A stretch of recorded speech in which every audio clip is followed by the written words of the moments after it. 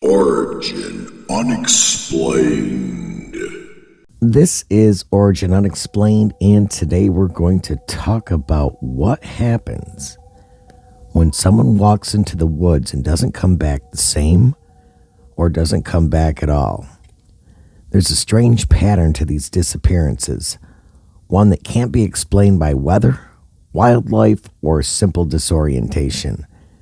Search teams and investigators don't like to talk about it, but the similarities repeat themselves across time, distance, and terrain. Shoes, always the shoes, are often found neatly set aside as if the person removed them on purpose. Clothing, too, it can be discovered folded or positioned in ways that don't make sense, lying miles from where the individual was last seen. Then there's the geography. In some cases, a child will vanish from a flat trail or a lakeside camp, only to be found days later in a place no adult could have reached without climbing gear, high on a cliff, across canyons, or deep into rugged terrain that doesn't fit the story of an accidental wandering. The distance is often impossible for the time frame, as though the person was lifted or carried by something that doesn't follow the same rules as we do. Children who survive these disappearances, few as they are, sometimes describe things that defy explanation. They speak of tall figures covered in fur or creatures that look like people but weren't quite human. Some talk about being led through the forest by a dog man or a large, friendly bear. They could actually walk upright.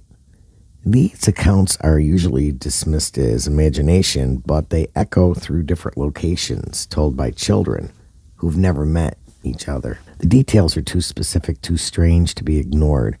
Even adults who disappear and are later found alive sometimes have no memory where they went. They describe a blankness, like falling asleep and waking up somewhere else entirely, with no sense of time having even passed. Their watches have stopped, electronics fail to record, some are discovered like sitting in areas that they had already been searched over like multiple times. It's as though they were put back.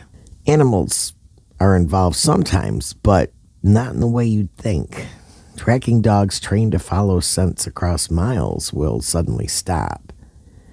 They circle once, sit down, and refuse to move, as if the scent just ends midair. Search teams say it feels like chasing a ghost trail. There's something about all of this that doesn't follow natural rules. And here's what never sits right. A lot of the missing are wearing bright-colored clothing. We're talking red, orange, neon green, the kind of thing that's supposed to stand out. That's why they wear it, right? To be seen. But it doesn't make a difference. No matter how bright they are, they disappear anyway. No one sees them go. No one hears a sound. They're just gone, and it's not like they wandered off and got lost. These are clean vanishings. No blood, no hair, no ripped clothes, no signs of an animal dragging them away, just the shoes, sometimes folded clothes, and nothing else. That's not the part that really stays with you. The shoes. Because the shoes ground you. They connect you to the earth, rubber soles, stability. That's why this doesn't feel like Bigfoot. Bigfoot wouldn't care about the shoes. This isn't aliens either, because abductees have been taken with shoes on. It's something else. Something that needs you to be ungrounded. It's almost like they're being pulled through something deconstructed or something like that. Like in a transporter beam or something. I don't know. Defragmented and refragmented. Kind of like the way that Mike TV was in Willy Wonka, right? In the shoes, well, no, they can't come. They interfere. They're too grounded. So they stay behind. It sounds insane until you look at how often it happens, and then you realize whatever this is, it doesn't operate in the physical way we understand. It doesn't leave a trail. It doesn't need force. It needs opportunity. And when you look at the victims, another pattern appears. It's usually children, older adults, or individuals with disabilities. The autistic ones. The vulnerable ones, the ones who are either mentally open or physically slower, the ones who are less defended, It's not about being in the wrong place, it's about being the right target. So let's be honest. This isn't about the land. It's not about the mountains or the trees or the spiritual energy of some ancient forest. It's about something watching, something choosing, something intelligent. It doesn't need to hurt you. It just needs you to step a little too far away. It waits for the moment you're alone or distracted or turned the other way, and then it acts. In the episodes ahead, I'll be going into specific missing persons cases, names, dates, and exact locations that make up this strange repeating pattern. This is just the beginning. Out there in the quiet spaces where trees block the sky and the air feels too still, something is watching. And it knows exactly who it's looking for. Search and rescue teams have reported things that leave even the most seasoned professionals shaken. Experienced trackers who can follow a single footprint across miles of terrain will sometimes reach a point where the tracks simply stop. They do not fade. They do not turn. They just end. A footprint in soft soil or snow is followed by flat, untouched ground, as if the person stepped into the air and just simply vanished. Rescuers often describe an eerie feeling in those moments, as if they are being watched from somewhere beyond their vision. Radios fail in these zones, compasses spin or freeze, and GPS systems lose their signal in areas that should have full coverage. Some rescuers have reported sudden weather shifts, clear skies turning dark in seconds, fog rolling in so thick it silences the world around them, and the forest feels aware of their presence, almost reactive, like it knows what they are searching for. There are stories of search teams finding personal items in places that had already been cleared, objects that seemed to appear out of nowhere even. A hat, a camera, a folded jacket, all sitting in plain view on rocks or logs that had been checked repeatedly. It is as if the missing person's belongings are returned piece by piece as a message or a distraction. In several documented cases, family members involved in the searches have described hearing their loved one's voice calling from deep in the woods. When they call back, the voice repeats, leading them in circles until it fades completely. It almost sounds dimensional. The sound never comes closer or moves closer, it only echoes. There are also times when nothing is heard at all. The birds stop, the insects stop, the forest goes completely still, and that stillness has a weight to it. Yes. It presses against the body like air is too thick to breathe. People describe it as stepping into a vacuum where the natural world is watching but not exactly participating. Survivors who have returned from these experiences often describe moments of complete disconnection. They say time loses meaning. They might walk for what feels like minutes only to find that hours or even days have passed. They might see light where there should be none, or hear something moving beside them even though nothing is there. Some describe being guided by what they believed was a friendly figure, or someone who offered warmth and comfort, only for that figure to vanish the moment help arrived. Others describe being in a place that felt like a dream with no sense of distance or direction, like they were inside a painting that stretched endlessly in every direction. It is difficult to dismiss these stories when they come from people who have no reason to invent them. There are also reports from law enforcement officers who quietly admit to things they cannot explain. Officers have followed solid leads only to have every trace end in open fields or frozen lakes where no human could have walked without leaving marks. They describe areas where search dogs refuse to enter, whining and pulling back with their tails tucked, staring into the tree line as though something was standing there watching. One ranger from the Pacific Northwest once said, "It's like the forest knows when it's being watched and it watches back." It is this sense of awareness that ties everything together. The people who vanish are simply lost, or sometimes, in some cases, not simply lost. They are seen, chosen, and taken. The missing cases share too many similarities to ignore. Bright clothing that should make them visible, yet they are unseen. Children, older adults, and disabled individuals all gone without a sound. Their absence leaves no logical footprint, only emotional devastation. Families wait decades without answers, clinging to a kind of hope that has nowhere to go. What disturbs many researchers and former investigators most is how often the cases occur near clusters of granite and granite formations and caves and bodies of water. Granite holds high electromagnetic conductivity. Water reflects radio waves. Together, they create conditions that can distort signals and possibly even affect the human mind. These same conditions are often associated with magnetic anomalies, missing time, and spontaneous compass indifference. However, that may be the answer to some. Shoes left behind in colorful clothes?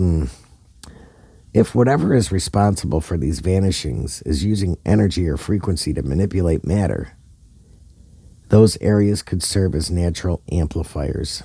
It may not be a coincidence that so many disappearances happen where magnetic readings are the strongest. It may not be coincidence that so many disappearances happen where magnetic readings are the strongest. The most unsettling theory is that something intelligent is operating beyond human perception, something that sees us as we see light passing through glass, briefly visible, then gone. It may not be physical in the way we understand it. It could exist just outside of our frequency range, moving in and out of visibility when the conditions are right. That would explain the moments of silence, the stopped watches, the static on radios, and the sudden fogs that come from nowhere. Survivors describe it as stepping between layers of reality without realizing they had crossed. If that is true, then these missing people are not just lost in the wilderness. They are lost between worlds. The pattern continues today. The number of missing persons in national parks remains unclear because the government has no centralized database tracking these disappearances. Each case is handled individually, often by local jurisdictions that lack the resources to search thousands of acres of wilderness. Files go cold. Evidence is stored away, families are left with fragments, and it becomes easy for the public to forget. Yet, every year, the number grows. Investigators like David Paulides have spent years gathering data on these cases, identifying the similarities that others ignored. He has found patterns of clusters, locations where disappearances occur repeatedly, often decades apart, but under nearly identical circumstances.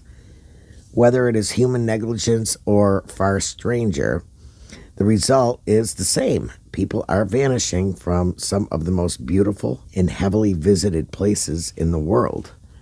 And no one can explain why. The wilderness remains silent on the matter.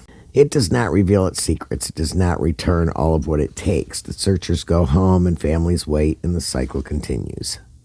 Whatever is watching still watches. It is always watched. People have a tendency to overlook things. It is easier to call something a coincidence than it is to admit you do not understand it. It is more comfortable to say someone got lost than to face the truth that they may have been taken by something we cannot explain, we cannot see, or stop. This is how the world copes, by filing things away, by pretending every case has a natural answer even when the evidence says otherwise. The patterns are there. The similarities repeat like a song only a few are willing to hear. Bright clothing, no signs of struggle, no blood, no trauma, no predator. The missing are often right behind someone, right in the middle of a conversation, right near the trail, and then gone. Completely gone. Those who come back talk about strange figures, lost time, and a heavy stillness that made their skin crawl. Those who do not come back are only remembered by the pieces they left behind. A shoe, a hat, a name carved into a report. We want to believe it is just nature. We tell ourselves these places are dangerous, that sometimes, the The wild is unpredictable.